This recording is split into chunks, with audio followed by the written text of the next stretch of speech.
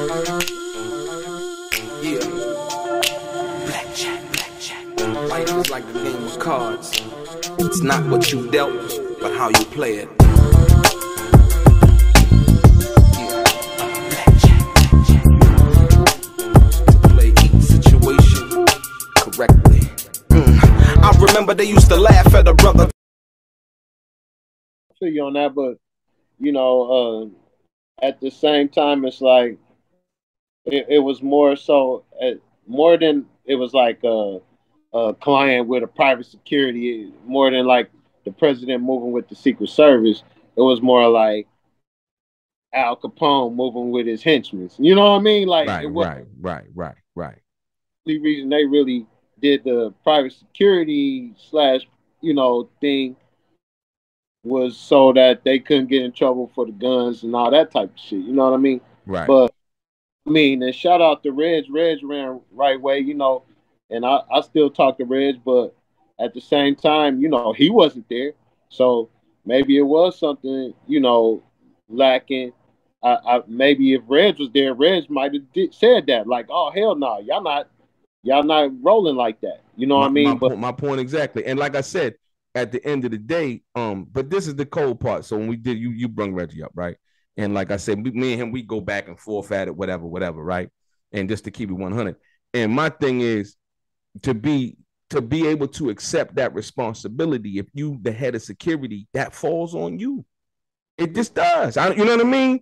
If you Flex, you got a job, you do something, the supervisor's job, and your employee's not doing what they're supposed, it fall back on you. That's just the way that it is. And so, I think that's the part that people have a really hard time understanding. My thing when I talk about it, it's nothing personal. It's just the facts. I didn't know that Tupac fired him. I didn't know that. I didn't know that until recently, until I seen the letter that Yafafula, Yaki Gaddafi's mom, put out. Okay. So I didn't know that. And so when I put two and two together, then I go back over it. That's why I come to the conclusion that I come to, and I understand what Suge said in that interview that he did. He said, "Yo, I asked Reggie to send 5 more security guards, and he didn't send anybody." There was a plan already to do something to him. Yeah. And that's why, like I said, I had 2 of the toughest guys for him, and Reggie pulled them off of me. It didn't have to happen. I told him to send 5 guys from the club to there, and they never sent nobody. And once, because he had already been fired, right? Right. Yeah, he had been fired, but see, what Suge was talking about was Suge was saying basically, you work for me and you work for Death Row and Death Row security. As long as Tupac is under Death Row, he might not want you for his personal security, right, Flex? But as far as when I say send somebody and send security, you send security because I pay you. And Tupac showed up. And I don't know who he was with. He probably was with Big Syke and Bogart. I don't even know if Bogart was still around yet. But Big Syke and somebody like the chick was like, "Reg, where's Pac's security at, man? Where's his security?" I'm like, that nigga sent me a letter over the day, faxing me, firing me. I don't play no games. That nigga don't want no security on him. Cool. That's less of a headache me trying to find somebody to work. And Suge looked at me and Suge like, we was right there in the middle of the club at House of Blue. I said, "Reggie, don't play like that, man. Don't play like that. Pac, number one, he don't pay you no way. He ain't hired you no way. I hired you. I paid him. Don't play like that." So, Right. I got you. It's as simple as that. You know what I mean? So that's the thing that I think people don't really understand. They say, I had this, that, and the other on them and so on and so forth. So that's my thing. So I always think that one thing, before the thing happened with Orlando, it's just not going to happen like that. Security is not going to let you. The security that Jay-Z got with him is not going to let Jay-Z get into nothing crazy. But let me tell you this. Let's say this though. The security that Jay-Z got and all them got with him has learned from these situations. Absolutely. Who's to say their situation back then was the same, But I think at the end of the day, I think the way I just think a rapper, and I heard somebody say this uh last week, that a rapper is one of the most world's dangerous jobs. Yeah. At this, Especially if you come into LA, right? You know what I mean? And not only if you come into LA, but I'm saying it seemed like Pop Smoke, the boy R, the P&B Rock, you know what I mean? And so on and so forth. But like I say, once again, as well as you think that they have learned, it's a lot of them that haven't learned. right? Because LA is disarming, bro. Like, so they on point at the crib. They on Right. point. Let a motherfucker try to rob Pop Smoke in New York and see what happens. Right. You know what I mean? Let the nigga try to step to Biggie in New York, the king in New York. Right. You know, like and see what happens. You know what I mean? But out here, a nigga let his guard down because it's like going to the Bahamas or some shit. You know what I mean? It's like, you know, it's some killers in the Bahamas. You know what I mean? Right. Yeah, Okay, true. The Atlantis nigga and go back up in the hood where we used to go buy weed. Right. You know, whole different Bahamas. You know what I mean? Yeah. It's kind of the same thing out here, man. You know, I think folks just get disarmed. You know, but I was lucky to have cousins that was from out here that made sure that I kept on the swivel. You know what I mean? Yes, sir. And plus, you know what I mean? Plus, I wasn't doing no type of aggressive activity. You know what I mean? And you wasn't trying to front or trying to associate yourself with something that you really had nothing to do with. You always was who you were. Yeah, and I think that. So no, it's like I said once again. I always think about that. But like I say, I feel like at the end of the day, everything that was supposed to happen, it actually happened. Right. You know what I mean? You know, but when you think about everybody that, you know, if everybody plays, it's like, you know, anything, everybody playing their part. If you got a part to play, that's what makes a great team. You know what I mean?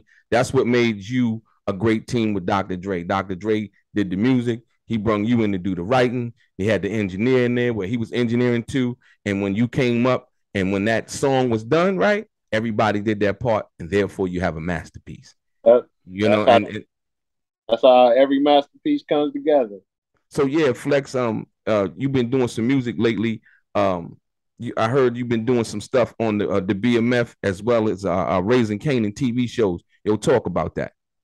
Yes, sir. Shout out to my nigga Butter. You know what I mean? Hooked me up with it, bro. I was just like, I got at him. My nigga Bug was like, man, you ain't talked to Bud in a while. So I hit him up and like, Bud, let me wiggle with you, man. Like, he was like, man, you know, he's like, that'll work. He was like, because these niggas need quick turnarounds. I'm like, quick turnaround. I have it back. Send it to me today. I have it back to you tonight. You know what I mean? And so, you know, we've been working with that, and we just kept working and submitting songs, man. And you know, they liked about 5 of them for the season 1 of BMF. I know one of them they used in the commercial, like when he go to the dude to cop the 5 keys. Okay. Hey, let me get five of them, and I want it all up, and I'm paying it all up front. Remember that? Right, absolutely. Yeah, I actually binge watched that. Yeah, so you know, that's one of our songs that made it. That was actually on the commercial. So, and then we just got one that was in Raising Kanan, and you know, we submitting for season 2. So shout out to Bud because he didn't have to put me down like that, and he put me down, bro. So yeah, shout out to Butter once again. Hey, but like for the people who don't know, because there's a lot of people that don't know, yo, tell them a little bit about Butter and some of the work and songs that he did. He worked with Ice Cube. He did a bunch of stuff, right?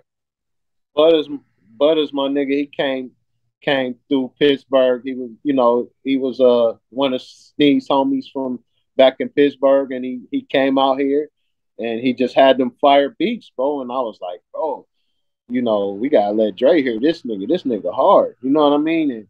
But he just stayed down and grinded, man. And he wound up getting, I think the first one he got was Bow Down. So Bow Down. That Ice Cube Bow Down. West Side Connection. That was Bud. And so then I think he did a bunch of shit, man. Ghetto Vet. He did the Gangster, the Killer, and the Dope Dealer. He did He did shit on Aaliyah's album, like a bunch of stuff, man. So and he also bought Mailman out here. So Right, Mailman, Mailman from Pittsburgh too, right? Mailman from Pittsburgh too. So I call him my Pittsburgh connection because it's him, Sam Snead, Mailman. You know what I mean? They had Noel out here. It was about 5 of them. You know, that was just repping for Pittsburgh. So yeah, I remember that. That was crazy because when I came out to when I first came down to record one, when y'all was down record one, right? And I remember when I met Stocks, you, and then we went out to the apartment out in the valley, and I seen how y'all working. Like they had the drum machines and everybody working and trying to get stuff together to go take it to the studio, let Dre hear it. You know what I mean? And yeah, it was interesting, man. So like I say, shout out to Butter, shout out to Sharif, shout out to Stocks. You know, shout out to all of those guys, man, who definitely helped create a sound, and help, and shout out to you, like I said, you know, with the hit records that you got. So let me tell the people one more time, because that might not know. They listen to this interview. What records you worked on? What hits, should I say, you wrote or responsible for co-writing for Dr. Dre and various other people? Go ahead. Yeah. Natural Born Killers, California Love, Keep Their Heads Ringing. Been there, done that. I wrote like 3 or 4 songs on Warren G's I Want It All album. I wrote for Shaquille O'Neal, you know. Shout out to Shaq right now. Yeah. What did you write on Shaq album? He had one called Black Superman. Oh, okay. That's you? Yeah, it sound like that Hutch song. Yeah, absolutely. Yeah, okay. Wow. What else? Anything else? That's about most of the ones that came out that I wrote for other people. You know, I've been writing for Warren.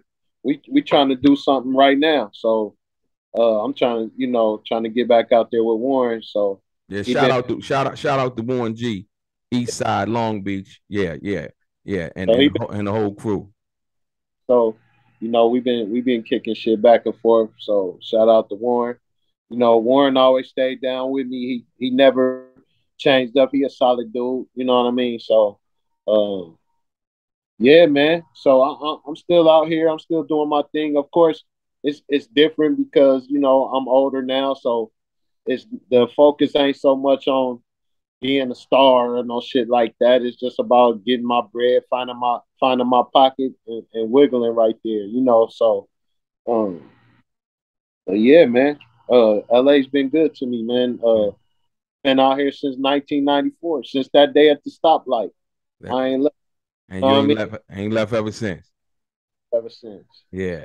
But like I said, yo, I want to thank J-Flexx, multi-platinum songwriter, producer, artist, for coming through. Straight game.